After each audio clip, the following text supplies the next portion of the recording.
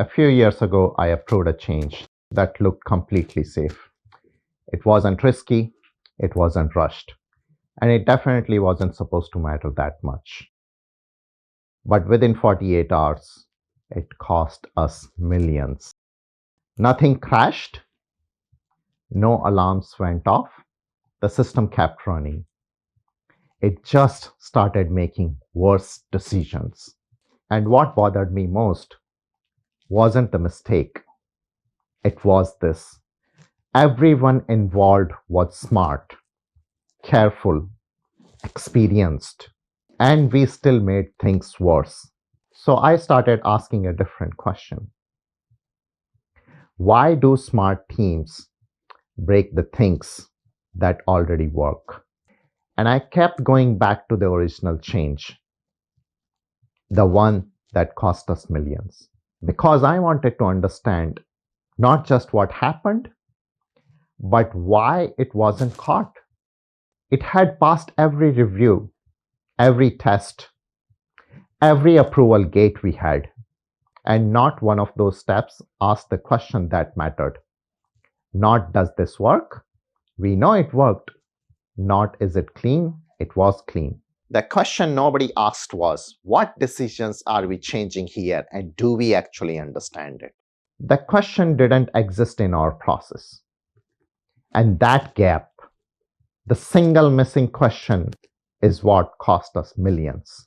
In my role, I was leading a large transformation.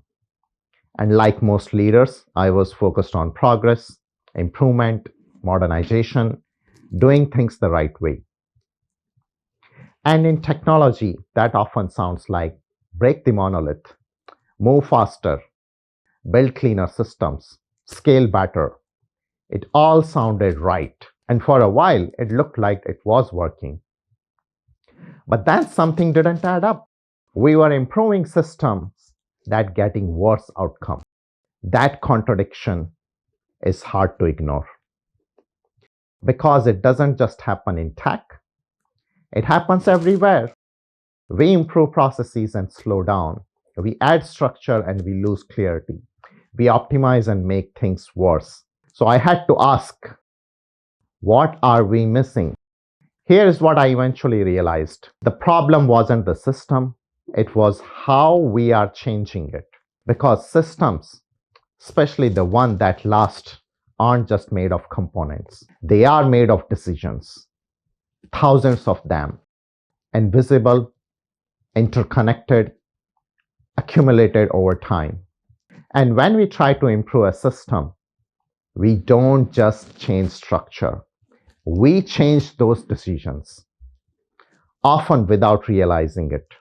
So I started looking at system differently, not just as architecture, but as network of decisions.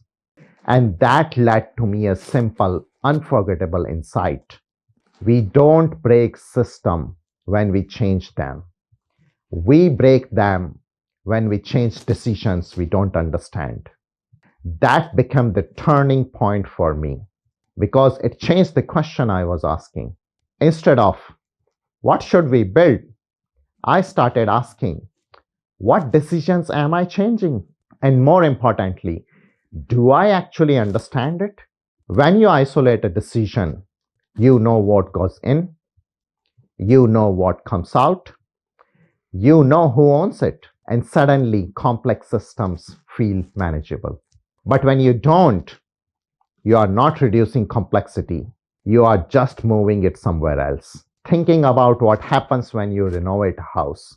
Most walls you can take down, move them, redesign the space, make it more modern. But some walls are load-bearing. Remove them, and the whole structure comes down with them. In a system, decisions work the same way. Some are cosmetic. You can change them freely. Refactor, replace, improve, but some are load-bearing. They are holding up something you can't see. Change them without knowing it, and the whole structure shifts. Here is why it gets harder. Decisions don't stay visible. When the decision is made, the people in the room know why. They know the constraint, the trade-off, the context that shaped it. But 3 years later, the people are gone. The context is gone. The documentation, if ever existed, is already outdated. What remains is just a decision. And when a new team sees it, they don't see a careful choice. They see something that looks wrong, old, inefficient, beginning to be replaced. And so they change it, not out of arrogance, not out of carelessness, but out of genuine belief that they are improving things. And that's exactly when things break. Because what looked like a bad decision was actually load bearing. The second shift was about risk. I used to prioritize what looked clean, modern, elegant, but that's not what matters most. What matters is what you don't fully understand. So I changed how I led decisions. Instead of asking what's next, I asked, what is safe to change? That one shift made everything more predictable for engineering and for the business. Then something changed how I approached this entirely AI. Not as a tool for speed, but as a tool for seeing what was invisible. Let me give you a specific example. We were migrating a core service on paper, straightforward. Move the logic, update the interface, validate the output. We have done it before. The team knew the code base. So we used AI to map it before we touched it. Not to write the code, not to speed things up, to understand what we were actually changing. And the first thing it showed us was the service wasn't one decision. It was 31. 31 distinct choices embedded in the code, accumulated over 8 years. Some were about performance, reasonable, still valid. Some were written for a client who no longer existed. Some were compensating for a bug in a third-party system that had been patched 3 years earlier. We didn't know any of that. Without that map, we would have migrated all 31 decisions into the new system, including the ones that were wrong to begin with. With that map, we could see which decisions were still valid, which ones safe to change, which ones we needed to leave alone until we understand them better. We didn't migrate everything, we migrated 9. The other 22 were documented, flagged for review, and scheduled deliberately. That one mapping exercise saved us months of rework, not because of AI wrote better code, not because it was faster, but it made the invisible visible. And for the first time, we knew exactly what we were changing before we changed it. And that's when I realized this wasn't a technology problem. Most of the mistakes I have seen in systems, in teams, in organizations don't come from bad intent. They come from partial understanding. We thought we knew what we were changing. We just didn't know what it was connected to. And this isn't just about systems. We do this everywhere, in leadership, in organizations, in life.